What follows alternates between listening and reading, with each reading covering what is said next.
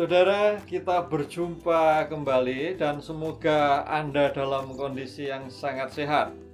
Pada kesempatan ini, topik yang akan saya angkat dalam sharing adalah penyembuh yang terluka atau wounded healer. Masih berdasarkan pada film yang kemarin saya ceritakan. Tetapi kali ini tokoh yang saya angkat untuk kita belajar darinya bukan lagi Iksan, tetapi Pak Harun. Nah, sebelum saya melanjutkan sharing saya, baiklah jika saudara like video ini, menulis komentar pada kolom komen, lalu mensubscribe dan men-share video ini kepada rekan-rekan atau saudara Anda. Pertanyaannya, mengapa Pak Harun begitu empati tahu persoalan yang dialami Iksan, dan mengapa Pak Harun termotivasi untuk mencari akar penyebab, akar masalah dari Iksan, dan begitu gigih mencari jalan keluar dan mendampingi Iksan hingga sembuh. Jawabannya satu, karena Pak Harun pernah mengalami persis yang dialami oleh Iksan, saudara.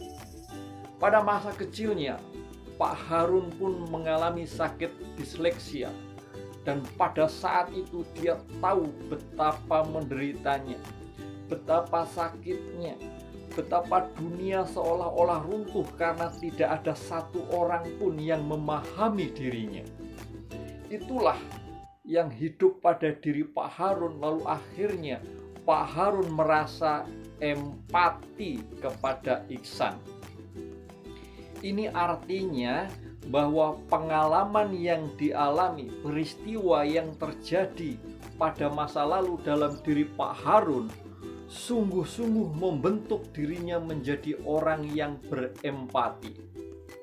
Dengan istilah lain yang sangat dikenal di dalam psikologi rohani, ini adalah penyembuh yang terluka.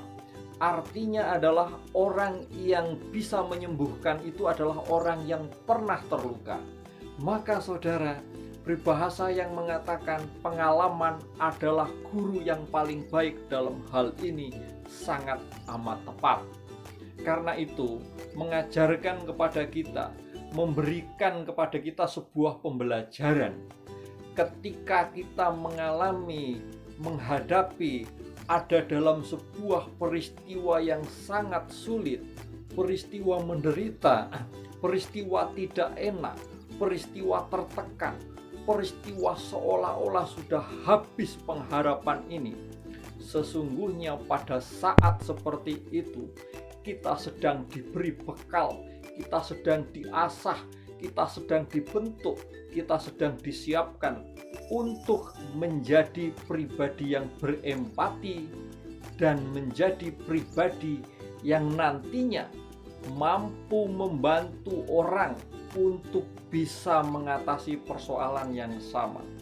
Inilah sebenarnya misi yang tersembunyi di balik setiap peristiwa duka, peristiwa derita, peristiwa tertekan yang kita alami. Maka dari sini kita bisa belajar ketika kita menghadapi peristiwa-peristiwa yang tidak mengenakkan. Marilah kita melihat dari kacamata ini. Tuhan sedang membentuk kita menjadi lebih kuat.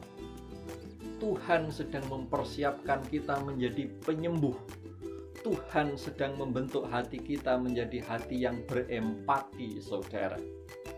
Maka dari itu, marilah saudara, terus kita olah peristiwa-peristiwa pengalaman yang kita alami agar kita pun bisa menjadi penyembuh yang efektif, membantu banyak orang yang mengalami peristiwa-peristiwa sulit karena kita sudah pernah mengalami sebelumnya. Itu yang bisa kita sharingkan dari peristiwa dari film yang kemarin saya ceritakan, tokoh Harun. Jadilah Harun di dunia modern saat ini. Terima kasih dan sukses untuk Anda.